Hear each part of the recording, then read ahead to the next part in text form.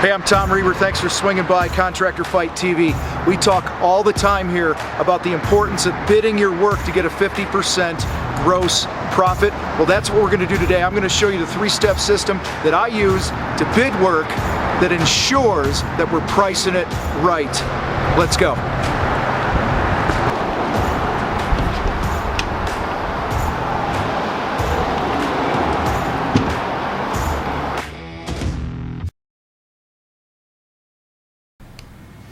One of the first things that you're going to want to do when you're working up an estimate for a construction project is to figure out the time for preparation type things to get ready to do the job. I don't mean like site prep just yet. I'm talking like drive time, running around to vendors, pre-job meetings, things like that. Listen, all that stuff costs money, and if you are not accounting for that, you're hosed. I worked with a client of mine that they were spending over $5,000 a week in drive time that they weren't accounting for, and we instantly turned their business around by this one thing. The first step in this three-step estimating process is the preparation. So it's the pre-job prep, and it's also the on-site prep. So for example, maybe you're a painter. You got to prep the room, right? You got to cover, you move furniture, you take stuff off the walls, you cover, protect, patch, things like that. Maybe you're a water feature guy, pond builder, landscaper. What is the prep that goes into getting the site ready? Identify the time and the money that you're going to spend in that prep phase, total it all up, and you'll be good to go for phase two.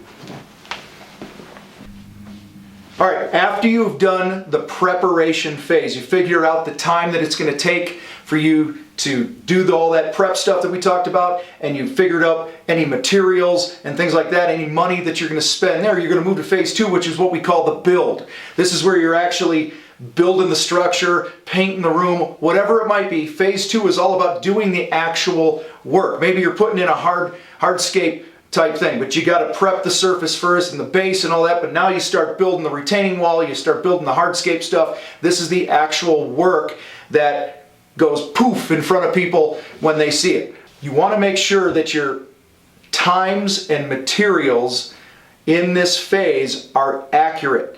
Now, I didn't say this before, but one of the reasons that I break all of my estimates into three phases are so that when we do our job costing, maybe we didn't give enough time for the job. It's much easier to identify where we didn't give enough time or where we gave too much time, and we have that give and take, that dialogue that goes back and forth with my foreman and I and my guys. Like, they might say, hey, you gave us plenty of time in the prep. We actually had 2 more hours than we needed, but we were kind of hosed on this phase of the job. And now we can work together as a team and make sure that our estimates and our times and the money and all this stuff are accurate, because we want to be as accurate as possible when we're bidding jobs. So this build phase is all about what are those production rates. So for instance, if I'm painting a room in my painting company for many years, we knew that the average painter in my company would produce 100 square feet of wall space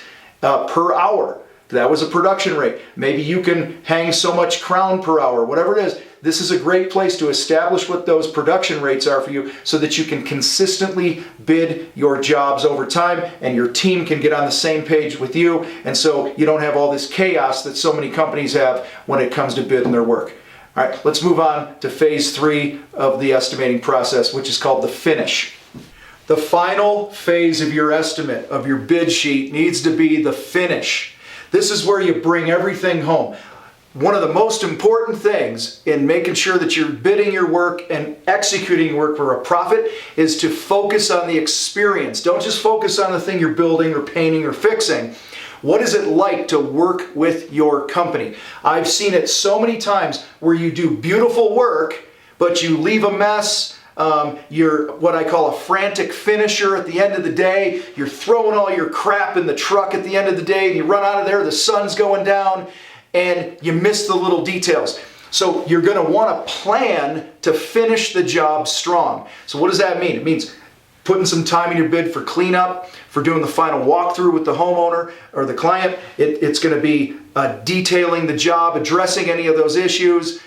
Maybe you install something and you have to teach them how to use it. All this time and any money associated with it has to be accounted for in your bid, or else you're going to be blowing this important stuff off, and then you're going to leave them with a real crappy taste in their mouth. And that's the worst thing you could do, is do an amazing job, knock it out of the park, and then it hurts your brand because you rushed through the finish. So what I'm going to do here next is I'm going to share my screen, and I'm going to share the spreadsheet that we use in the Contractor Fight that will help you organize all three of these steps. I'm going to share this spreadsheet that we use in the Contractor Fight with you. If you want access to it, simply hit the link below and the thing is all yours. So let's go ahead, let's share my screen, let's dig in, and I'll show you how it works so that you can use it the next time you bid a project to ensure that you're going to get 50%, 50%. You guys rock. All right, fighters, what's going on? So I want to show you how this sheet works and give you some visual stuff here. So the first phase we talked about in this project was preparation. You go through the whole job and you basically say to yourself, how many hours is it going to take me for pre-job visits and setting up the job and picking up materials and dropping ladders off, all that non-production stuff. So let's say this job that we're working on, I don't care what type of job it is, let's just say it ends up being 8 man-hours, okay? Couple guys are running around for a half a day doing crap like that. How much? And then you get into the actual work. How much prep time for the job? You know, if you're digging or, you know, laying a base or, you know, sanding and caulking and those things, cover, protection, whatever that means to you in the preparation of the job. And let's say in this case, it's 24 man-hours. And then maybe you got to buy some plastic for this prep and, you know, a little bit of dirt or whatever. And let's just say, you know, all in, it's going to cost you, I don't know, $750 in this phase. And then you come down here and you go, what's my average guy make per hour? What am I paying him? All right, so if you pay a guy 20 and then workers' comp and taxes and all those things are added onto it, maybe it's, call it $27 an hour it works out to, you know that phase one is costing you $1,614. $1,614 is what you get to pay to handle phase one. And then you simply come down here and you do the same thing. How many hours to do the build or the paint or the fix or whatever. And let's say here it's 32 hours and we're buying some wood and all this other crap, and maybe it's another $2,300, right? I don't know, I'm making numbers up here, fellas, but hopefully this makes sense to you. This phase is costing me, that should say phase two. I'll change that. Change it right now, live on the fly. Bam, done. Chances are this one's screwed up too. Phase three, we do it for the same thing with the finish, the build, all that stuff. This cost me $31.64. Then we get into here. We're going to close the job out. It's 2 guys for a day to detail some things. We're not buying any materials. It's costing me this. So the reason this is in red is because that's what you get to pay to produce this job. This is what you're writing checks for, to your labor, to your materials and stuff like that. Now here's where it gets cool. You do that. You save as, right? Save as Jones job or whatever you got. Then you come over here to this second tab at the bottom and you see we already have a breakdown. Maybe you had to get a permit that was $125. Okay. Maybe you had to do a permit and you had to rent a machine that was $500. So it ends up being another $625. So now your job costs, this is what you get to pay to do the job. $58.35. If you charge at least this, you will walk away with a 50% gross profit. Okay, because what we're doing here is we're taking this and we are multiplying it times 2 to get a sales price of this. That's what the formulas do here for you. All right, so if this is the case, this job is costing me $72.94 per man hour up here to produce.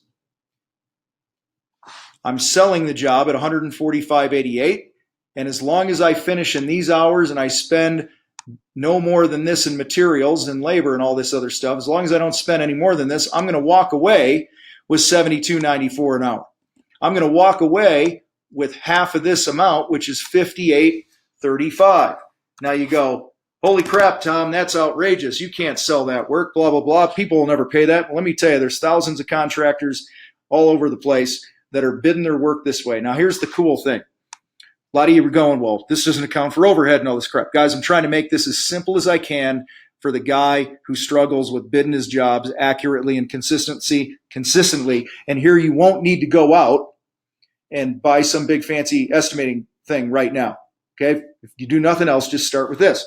Well, this 5835 is what you have left. This is called your gross profit dollars. And this is what we pay overhead with. This is what we have in the bank for callbacks and warranty stuff, and your salary, because your salary is part of overhead and marketing and all the other marketing or all the other overhead costs, and then net profit at the very end. So this amount of money is what the company makes to pay for all this other stuff. Hopefully this helps you out and that you kick some serious butt with this sheet. So take it all off. Figure out what you're charging. Don't charge less than this, and you will be making money. You will be an uncommon contractor, not broke like most of them are. Have an awesome day. You guys rock.